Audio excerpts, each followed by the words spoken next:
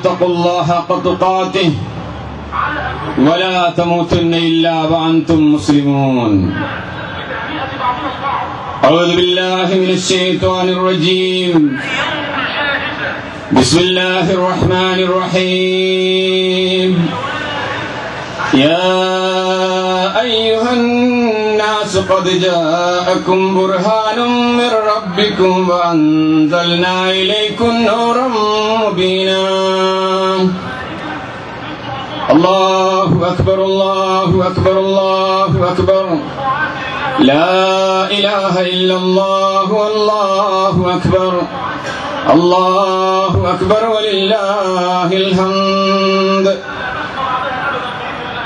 ബഹുമാന്യരായ സത്യവിശ്വാസികളെ, വിശ്വാസിനികൾ, ഒരു മാസക്കാലത്തെ കഠിനമായ വ്രതാനുഷ്ഠാനത്തിന് ശേഷം രാത്രികാലങ്ങളിലെ തഹജ്ജുദ് നമസ്കാരത്തിന് ശേഷം റമദാനിലെ രാപ്പകലുകളിൽ നീണ്ടുനിന്ന ഖുർആൻ പാരായണങ്ങൾ, ദാനധർമ്മങ്ങൾ, മറ്റാരാധനാ കർമ്മങ്ങൾ. ഖുർആനിലേക്കാ നിങ്ങൾ എങ്ങോട്ടാ?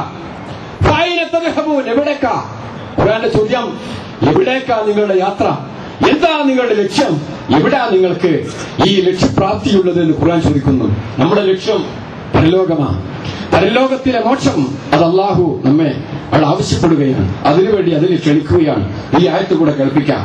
യാ അയ്യുഹന്നാസ്, മനുഷ്യരെ, ഖദ് ജാഅതുകും മൗഇലത്തും മിർ റബ്ബിക്കും വശിഫാഉൻ ലിമാ ഫിസ്സുദൂർ വഹുദൻ വറഹ്മത്തുൽ ലിൽ മുഅ്മിനീൻ.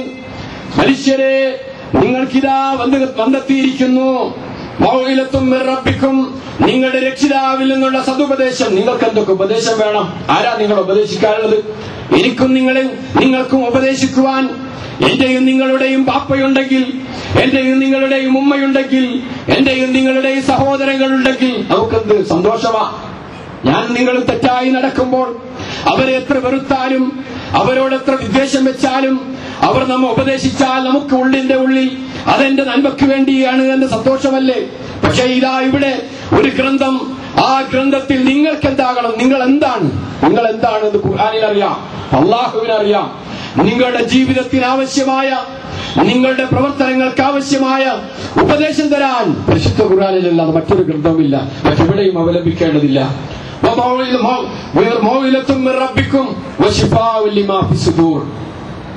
ഹൃദയങ്ങളിലുള്ള രോഗങ്ങൾക്ക് ശമനം. ഹൃദയങ്ങളിൽ ഒരുപാട് ബേജാറില്ലേ, ബദ്ധപ്പാടില്ലേ? ഞാൻ എന്താകും, എന്തായിത്തീരും, ഞാൻ എന്താകണം, എന്റെ ഈ യാത്ര എങ്ങോട്ടാ, ആരാ എന്നെ കൺട്രോൾ ചെയ്യുന്നത്, എനിക്ക് ഞാൻ എന്താകും എന്നിങ്ങനെയുള്ള ഈ വിഭ്രാന്തിയിലെ, പ്രയാസങ്ങളിലെ ഇവയ്ക്ക് എല്ലാറ്റിൽ നിന്നുള്ള മോചനം.